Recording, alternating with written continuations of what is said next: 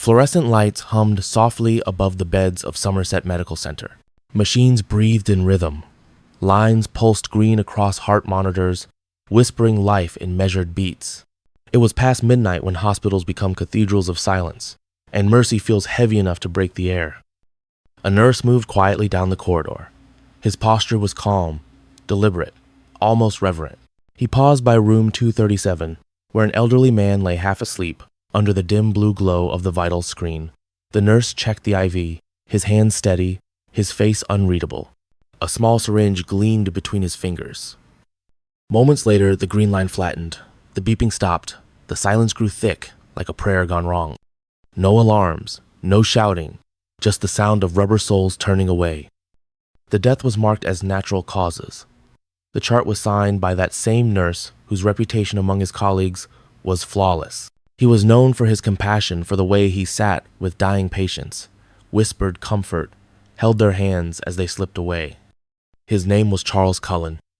Over 16 years in 9 hospitals across New Jersey and Pennsylvania, he would be praised as the quiet, gentle nurse who never complained. But behind the calm, something monstrous was growing, a compulsion dressed as kindness, a need to decide who would live and who would die. By the time the truth emerged, he would continue more than 40 patients. Investigators believed the number could reach 400. He called it mercy. The world called it murder. And somewhere in the stillness of those hospital nights, mercy and death began to sound the same. Sometimes evil doesn't shout. It whispers in the hum of fluorescent light. Before the murders, before the headlines, before the name the Angel of Death echoed through every hospital ward in America, Charles Cullen was a quiet man, a nurse, a father, a colleague you might have trusted with your own life. He was born in 1960 in West Orange, New Jersey, the youngest of 8 children in a devout Catholic family. His father, a bus driver, died before Charles turned a year old. His mother, Florence, worked endless hours as a housemaid to keep the family together. When she died in a car crash during his teenage years, the boy who would one day decide who should live and die learned what it meant to lose everything without warning. At 17, he attempted suicide for the first time. His classmates described him as withdrawn, awkward, the kid who didn't fit anywhere. The Navy became his escape. But the discipline, the ridicule, the loneliness, none of it healed him. He tried to take his own life again while serving aboard a submarine. The Navy discharged him quietly, and Charles drifted home, directionless but searching for purpose. He found it in nursing. Hospitals became his sanctuary. The white walls, the order, the rules, everything felt safe, contained. He told friends he liked helping people, that he wanted to be close to life. And for a while, that seemed true. Colleagues saw a gentleman who worked the hardest shifts, stayed late, comforted families. Patients adored him. He was the one who would hold their hands through the night, whispering, "You're not alone." But the peace he found in medicine was fragile. At home, his life was unraveling. His marriage to Adrienne Baum ended in divorce, marked by arguments and restraining orders. He struggled with insomnia, depression, and paranoia. He began talking about how the world was cruel, how hospitals kept people suffering when they should be allowed to go. In the ward, his compassion began to blur into something else, something colder, quieter, and more dangerous. His co-workers noticed he took a strange interest in death, asking about autopsies, requesting to work near terminal patients, appearing calm, almost serene when someone passed away. And yet, no one questioned him. Because he didn't look like a killer, he looked like the man who stayed behind to help. Charles Cullen's life became a contradiction written in soft tones. He saved, he soothed, he smiled, and behind it all, the cracks deepened. He was still searching for control, for purpose, for the feeling of being seen. And in the place where life hung by a thread, he found a new way to feel alive. In the quiet of the hospital night, the boy who once lost everything began to decide who else would lose it too. No one knew it yet, but the nurse everyone trusted was about to become the most prolific serial killer in American medical history. It began quietly, the way most evil things do. There was no screaming, no blood, no sign of struggle, only a stillness that lingered too long after life should have continued. The first patient was an elderly man with heart failure. His family had already prepared themselves for the inevitable, so when the heart monitor flatlined in the middle of the night, no one asked questions. Charles Cullen filled out the chart with steady hands. Cause of death, cardiac arrest. His colleagues called him compassionate for staying with the man until the end. But Cullen knew the truth. He hadn't watched the man die. He had decided it. He had drawn up a dose of digoxin, a drug that in careful amounts keeps the heart steady. In the wrong hands, it stops it altogether.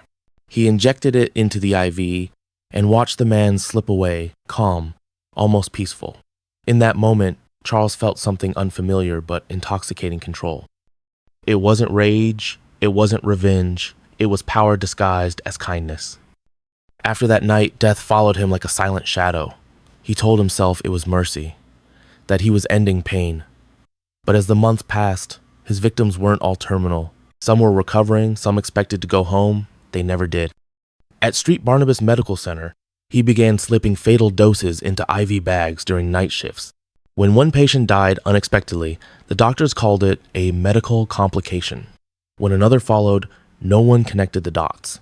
After all, hospitals are where people die. It was part of the job. Soon, Cullen's pattern became disturbingly consistent. He would select a patient late in the shift, often one alone or sedated. He would check their vitals, draw up medication, adjust the IV, and wait. The deaths were quiet, clean, invisible, but the numbers were beginning to speak. The mortality rate during his shifts rose sharply, though administrators chalked it up to coincidence. And when whispers began among nurses about drugs going missing, about Cullen's strange calm in the face of tragedy management made a decision, they asked him to resign. No police, no investigation, no report to the authorities. He walked out the door with a letter of recommendation. Within months, he was working at another hospital. At Warren Hospital, the pattern repeated. Patients who were recovering suddenly went into cardiac arrest. One nurse noticed him lingering in rooms just before deaths occurred, but when she reported it, supervisors dismissed her concerns as paranoia. Cullen knew the system. Hospitals feared lawsuits, bad publicity, scandal. So long as he was quiet, polite, and efficient, no one would stop him. And he was all those things. His private life grew darker. He attempted suicide several times, once mixing drugs with red wine, another time locking himself in a bathtub with charcoal. Each attempt failed, but each deepened his conviction that life and death were interchangeable, that choosing between them was a mercy only he understood. From 1988 to 2003, he moved through 9 different hospitals, leaving a trail of bodies in his wake. Wherever he went, administrators signed his transfer papers with relief, passing the problem forward like a ticking clock. By then, Charles Cullen was no longer a man who healed. He was a man who decided, and the world of medicine, built on trust, had handed him every tool he needed. No one stopped him. No one even looked closely. And each night, as another monitor fell silent, he convinced himself it was love, not death, that filled the room. For 16 years, Charles Cullen had moved through hospitals like a shadow, unnoticed, unquestioned, unstoppable. But every shadow needs light to reveal it. And for him, that light came from someone who once called him a friend. Her name was Amy Lauren. She worked alongside Cullen at Somerset Medical Center in New Jersey. They were close, 2 single parents trading jokes between shifts, sharing long nights of exhaustion and quiet empathy. Amy saw him as gentle, intelligent, maybe a little lonely, but harmless. He listened when no one else did. He bought her coffee when she was too tired to stand. He seemed incapable of cruelty. Until the numbers began to whisper. The deaths came faster now. Patients who had been stable, laughing, improving, ready to go home were suddenly gone. Amy noticed that the deaths always seemed to happen when Charles was on shift. The drugs involved were the same digoxin, insulin, epinephrine medications that could heal or kill depending on the dose. And they kept disappearing from the Pyxis system, the hospital's computerized medication tracker. At first, she tried to ignore it. It was impossible. Charles couldn't be that kind of man. But the unease grew. One night, she watched him standing over a patient's bed, his expression blank, his movements too precise. The next morning, that patient was dead. When Amy quietly raised her concerns to hospital management, she was told to stay quiet. Somerset's administrators had heard rumors before, but they feared the fallout. "We don't have enough proof," they said. "Don't make accusations you can't support." And so, once again, the system chose silence. Amy couldn't. Her conscience wouldn't let her. She reached out to Detective Tim Braun and Detective Danny Baldwin from the New Jersey State Police. They were already investigating a possible cluster of suspicious deaths at Somerset, but lacked inside access. Amy became their informant. Together, they began connecting the dots. 9 hospitals, hundreds of deaths, a single name threading through them all. Amy wore a hidden wire, terrified that Charles might suspect her. She met him for coffee, forced herself to smile, to laugh, to look like the friend he once knew. But beneath the surface, her hands trembled. The police listened in from a van outside, holding their breath. "Do you ever think," she asked, her voice fragile, "that maybe some people didn't need to die?" He looked at her for a long time. His expression didn't change.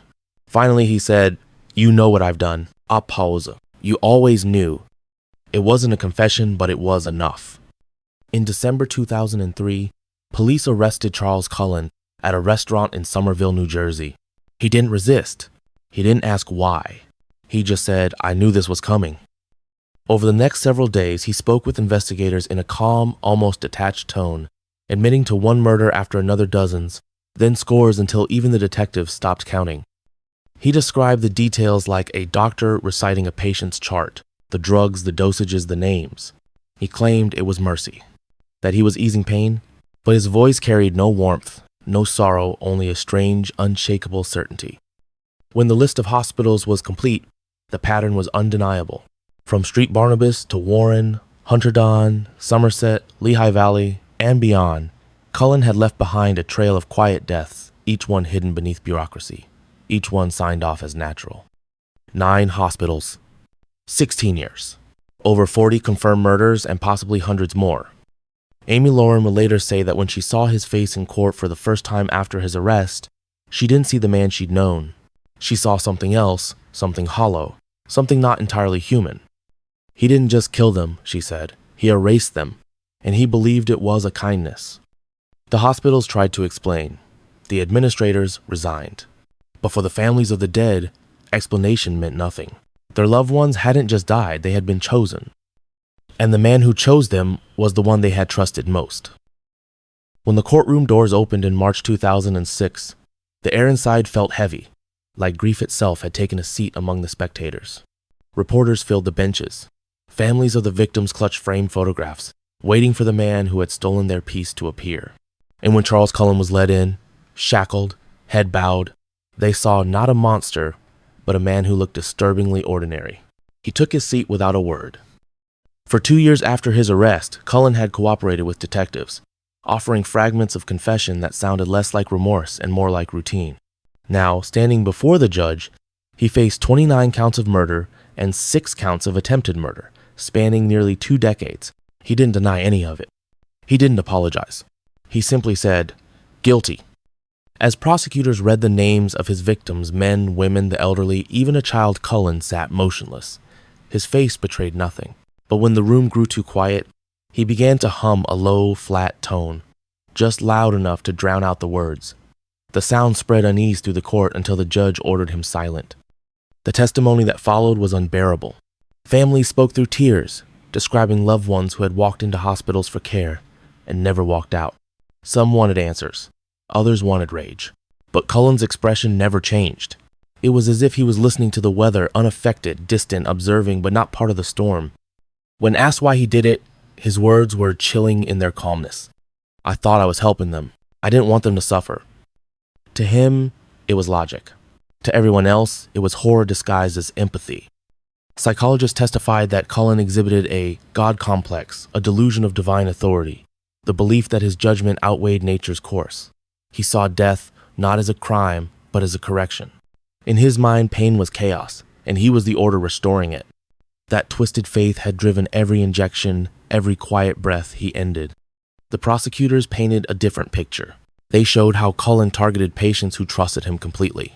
They revealed how hospitals ignored the warning signs, choosing silence over accountability. And they reminded the jury that his victims weren't suffering strangers, they were mothers, fathers, children who still had time left to live. One detective later said, "He didn't play God, he played executioner." When the verdict was read, the room remained eerily still. 11 consecutive life sentences. No possibility of parole. No hope of release. Cullen looked up only once, his expression faintly puzzled, as though the punishment seemed irrelevant. In his mind, the world had already ended long ago. As he was led away, one mother shouted from the gallery, "You are not God. You never were." He didn't turn around. Outside the courthouse, cameras flashed. Journalists spoke of the deadliest healthcare serial killer in U.S. history. But for those who had loved the victims, the word serial killer didn't fit. It felt too clinical, too neat for the quiet betrayal that had unfolded in sterile hospital rooms under fluorescent light. Justice had been served, but it didn't feel like victory. How could it when the man who took everything claimed he did it out of love? And as the gavel fell for the final time, the question lingered not about guilt, but about faith itself. What happens when the healer believes he's the hand of God? Years after Charles Cullen's last confession, his presence still lingers like the echo of a flat line that refuses to fade. He is serving his 11 life sentences at Trenton State Prison, where he spends most days in silence, rarely speaking to guards, refusing interviews, staring at the walls as if waiting for something only he understands. He has never expressed remorse. When asked if he regrets what he did, he simply replies, "They were suffering." But outside those walls, his name continues to haunt America's hospitals. Not because of the horror of what he did, though, that is impossible to forget, but because of how long the world allowed him to do it. For 16 years, he slipped from one hospital to another, protected by policies meant to avoid lawsuits, hidden by administrators who feared bad press more than bad men. 9 hospitals, hundreds of bodies, and not one institution stopped him. Each quietly let him go, signing papers that turned a murderer into a transferable employee. The scandal forced the medical industry to confront its own moral blindness. In 2005, the Cullen Law was passed in New Jersey, requiring hospitals to report any suspicion of misconduct by healthcare workers. Similar legislation followed in Pennsylvania and beyond. It was a start, but a reminder came with it. Rules can only prevent what courage refuses to ignore. Amy Lauren, the nurse who risked her life to expose him, never escaped the weight of what she saw. In interviews years later, her voice still trembled when she spoke his name. "I thought I knew him," she said. "I trusted him with my patients, with my heart. He made me believe he cared. And that's how he killed them, by caring too much in all the wrong ways." She visits memorials for his victims, standing among candles and photos taped to the walls. The faces of the dead smile from the past, frozen in moments of life that should have gone on. Every year, new families come to light, claiming they lost someone under his care. Most will never know for certain. Cullen's record is too long, too scattered, too buried under bureaucracy to ever be complete. Even today, detectives estimate his true number of victims may be more than 400, making him one of the deadliest serial killers in American history. But the story of Charles Cullen isn't just about numbers. It's about faith in the systems that are meant to protect us, and in the people who wear the uniforms of trust. It's about how easily kindness can turn to cruelty when no one is watching. In hospitals, the very temples of life, he turned healing into a ritual of death. And he did it under the same oath sworn by every nurse and doctor, to do no harm.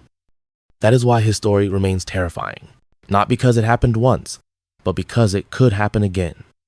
In the end, the hospitals are brighter now. More cameras, more paperwork, more laws. But every night, when the halls fall silent and the fluorescent lights hum, there's still that thin line between life and death, a line someone like Charles Cullen once crossed so easily.